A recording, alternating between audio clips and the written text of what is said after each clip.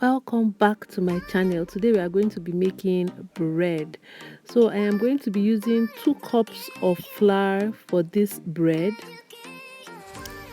and after that I am going to be adding 3 spoons of sugar. Please note that this is a tablespoon. After that I am going to be adding half a tablespoon of salt into this bread. Just half a tablespoon is fine. And the next thing is to add 1 tablespoon of yeast in the bread, and you want to mix the dry ingredients properly. Now we are going to the liquid ingredients. So I have warm water here.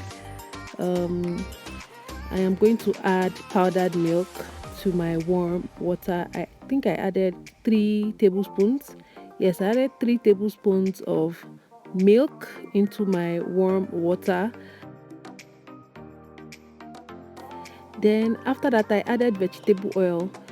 This would be close to 4 tablespoons, 4 to 5 tablespoons of vegetable oil. That's going to replace butter. And I added 1 egg as well. And so I am going to crack the egg, put it inside the liquid mixture, and I'm just going to stir properly.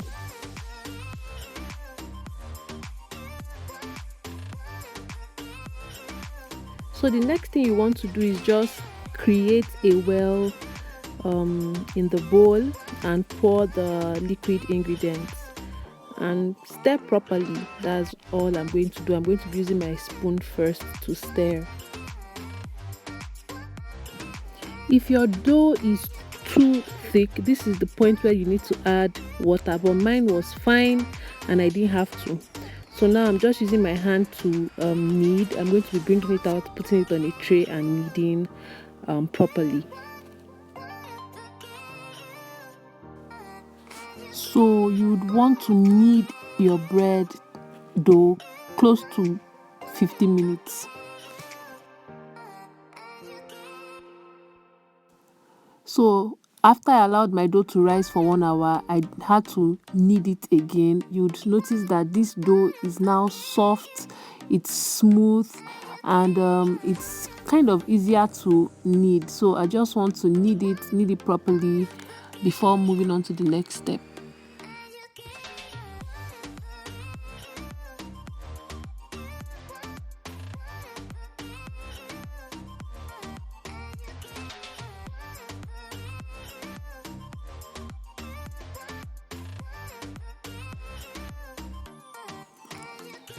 So now, guys, I'm not a professional baker and I don't have a rolling pin, so a bottle will do for me. This bottle, I had to oil the bottle so that the dough will not stick to the bottle. Please oil the bottle. You can also oil the tray before you start rolling the bread dough.